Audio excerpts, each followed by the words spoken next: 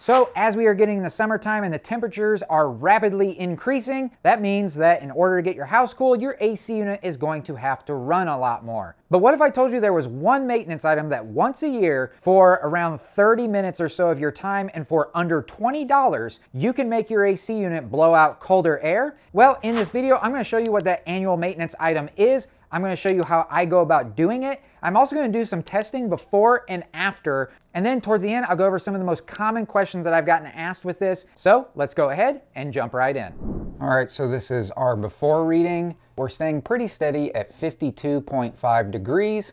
So let's go outside and see how much we can drop that temperature by. All right, so the first thing that we always want to do before we do anything with electrical or especially our AC unit is we want to find the disconnect and turn off the power. So for most people, you're going to have a disconnect switch out by your AC unit or your condenser unit. So in my case, I'm just going to pull this disconnect out like this. I can either flip it upside down and put it back in, but always safer to just put it in on top. We know there won't be a connection then. And the way I go about doing this is there's going to be screws at the top of the unit all the way around. Now for the most part, these are all going to be a size of 5/16. In this case, I'll use a 5/16 inch driver. In my impact, it just makes removing them a whole lot easier, but I will not use the impact to put the screws back in because you run a very high risk of then stripping them out and then they'll never fit correctly.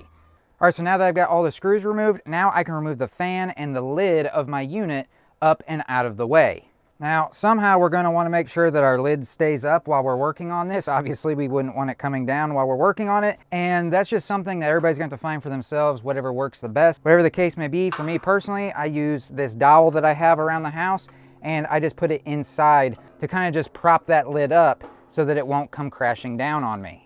All right, so one of the very important parts to making sure that we're actually cleaning this is to use some sort of a high quality cleaner. Now, for me personally, I've been using this brand Frost King for a couple of years now. From what I found, they make some of the best coil cleaners that are available, and it's actually worked great for me anytime that I've used it. Now, I'm not sponsored by them. I've never talked to them before. This is just my own personal experience, and I always buy these with my own money. And there are some other brands that I've used in the past that also work really, really well as backups. So for your convenience, I'm gonna have links for this, along with all the tools you're gonna see in this video. I'll have links for everything down in the description down below.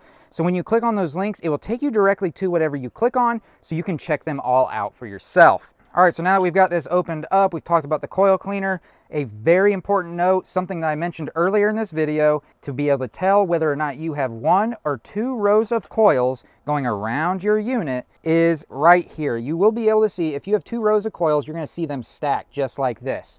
Another way you can tell is then if you look down at the end of them, you will see that copper going around or wrapping around, connecting the 2 rows here. So in my case, as you can see, I have 2 rows of coils. So if I was to just clean this from the outside, I would never be able to actually get the inside row of coils cleaned. And again, even if you have a single row, it's still always better to be able to clean it from both sides and also clean inside the unit itself. All right, so now we're ready to actually clean the coils. And there are some proper ways in order to do this to make sure you're getting your coverages done correctly. But before we do that, I always want to point out, even though the coil cleaner is not caustic to the unit or anything, it's always best to still wear some PPE. So I throw on some latex or rubber gloves like this, and you'll also want to wear some sort of eye protection, safety glasses, sunglasses, something that's going to protect your eyes from any possible splashing that might occur while applying it. And some of you might be asking, is it really this necessary to use an actual detergent to clean these? That's a little bit longer answer than just yes or no.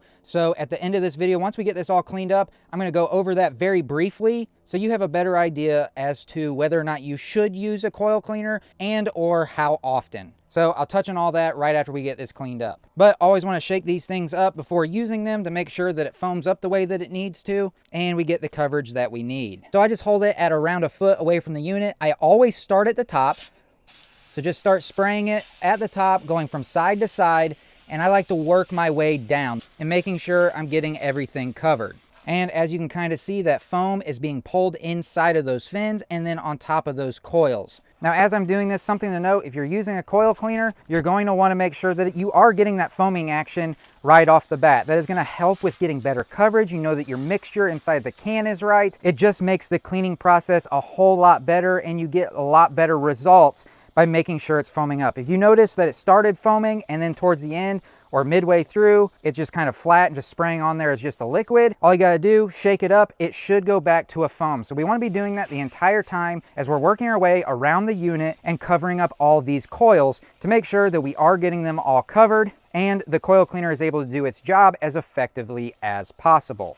All right, so now that all my outside coils have the coil cleaner on them, I now want to move to the inside portion or the inside row of coils, and I'm going to do the exact same thing I did on the outside portion. Start at the top on each side, working my way from side to side all the way down, and I'm just going to do that over and over again, making sure that I'm getting good coverage. And again, this way I know for a fact that all my coils are actually getting cleaner on them and will be as clean as possible when I'm all done with this by doing it this way. All right, so just for reference, this 19-ounce can of Frost King coil cleaner was able to completely cover the outside row of coils and the inside row of coils, and I do have just a slight bit left in the bottom. This is a 4-ton unit, so if that helps you with deciding how much you're gonna need, there is that. So just gonna let this sit for about 5 to 10 minutes and come back. All right, so now at this point, the coil cleaner has been sitting on the coils and the fins for about 10 minutes. So now I'm ready to get this all rinsed down. Now, I do really think that this is a very important thing to do, but there are wrong ways and right ways of doing this. So I really recommend you have some sort of a garden sprayer on it. I always like to set it to either flat or the shower setting. And there's numerous reasons for this. One, it's not gonna put out a bunch of pressure, so we don't risk damaging the fins or anything. And two, I can control the water output this way, whether I need more or maybe I just wanna go a little bit lighter in certain areas. But one thing you don't ever want to do is use a pressure washer on these units. If you use a pressure washer on these, you run a very high risk of doing damage to these fins, bending them down, which is going to reduce efficiency because it's not going to be able to pull air into it as easily, and those can be very difficult to actually get fixed correctly. All right, so just like the coil cleaner, I like to do the exact same process when I'm rinsing this down.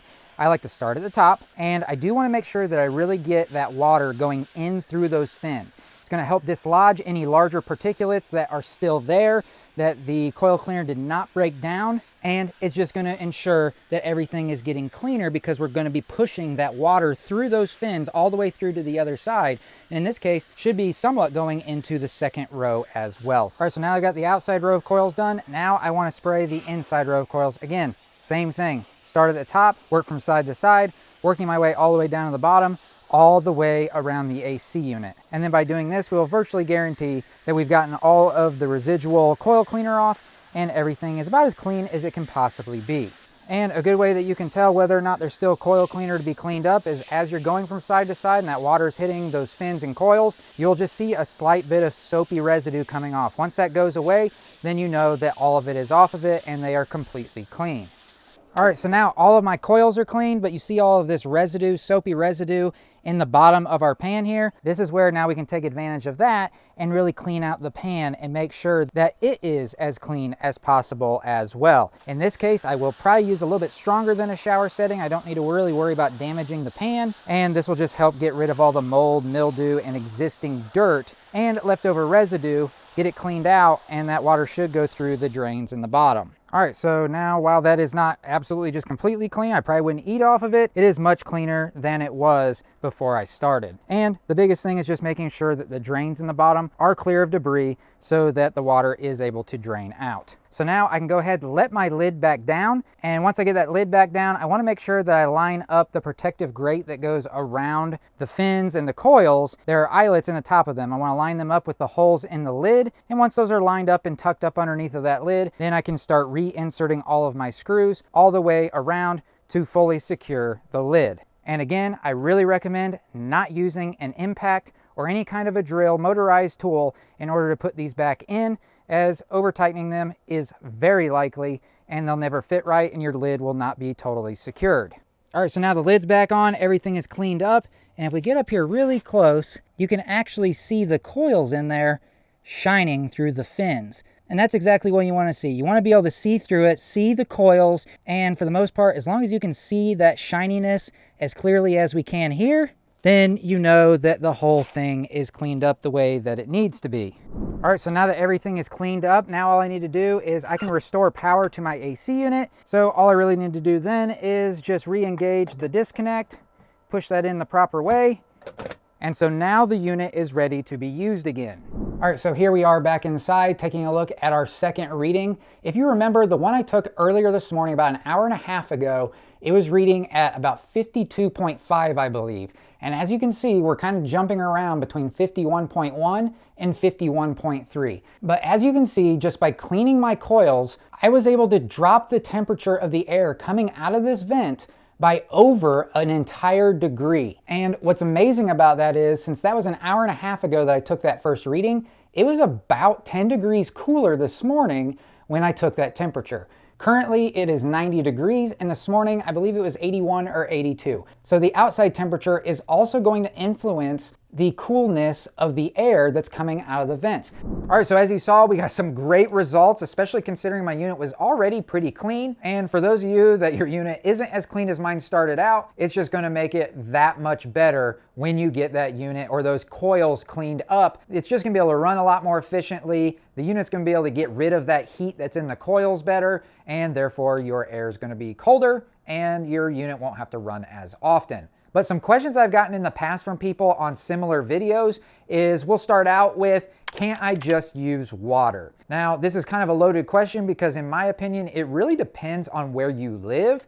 Do you have a lot of trees around you? Are you near a dirt road? Are you in an urban area? Those tend to be places that produce a lot more dirt. When your unit has condensation on it, it can attract that dirt, and over time it just builds. And water a lot of times is just not going to be able to clean it enough because it's kind of caked on there. Now, especially if you live in the South like I do, then you're dealing with stuff like mold and mildew on top of it, and water is definitely not going to just get that off of your coils. So that's why using a coil cleaner is just a lot better to use as long as we're not overusing them. All right, so the next big question I get is, how often should I be doing this? How often should I be using a coil cleaner and cleaning up my unit? It's kind of like question number one. It kind of all just depends on where you live and your surroundings. If that unit's just getting dirty a lot, you live off a dirt road, or you're in an urban area where there's a lot of traffic, if you got a lot of plants or trees very close to your unit, then you may need to do it on a more regular basis. Usually doesn't need to be more than every 6 months to a year. I personally do mine every year. But if you're someone that lives near like where you have a bunch of cottonwood trees, your unit is going to get plugged up a lot faster with what falls from those trees. It just gets sucked into those units, into those fins, and they just need to be cleaned more often. So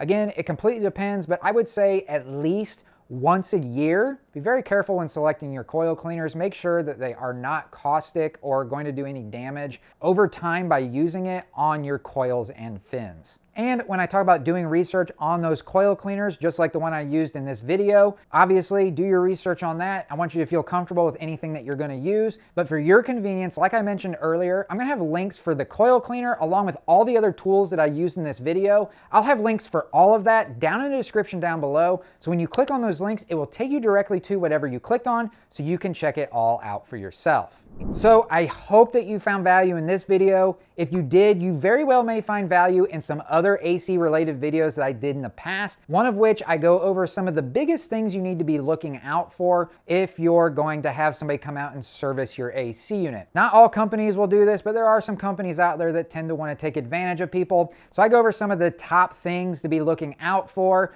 Things that a lot of times we can do ourselves if we feel like we're capable of doing them and have the knowledge to do so. So in that video, I just briefly touch on a bunch of those. But if that's not of interest to you, I also recently put out a video where I cover the number one thing that goes wrong with AC units, and that is generally the capacitor. It's going to go out on probably the hottest day of the year, and then you're going to be waiting on an AC guy to bring out a new capacitor, and you may be charged anywhere from $400 or $500. I've even had people tell me they've been charged $2,000 to replace that $20 part. So if either of those videos would be of interest to you, all you have to do is click on one of these two videos, whichever one interests you the most. When you click on it, it will take you directly to that video. But I hope that you found value in this video, and if you did, if you could do me a huge favor, hit that thumbs up button right down below. And of course, if you have any questions or comments still, you can leave those down in the comment section. And I'll catch you all in the next one. See ya.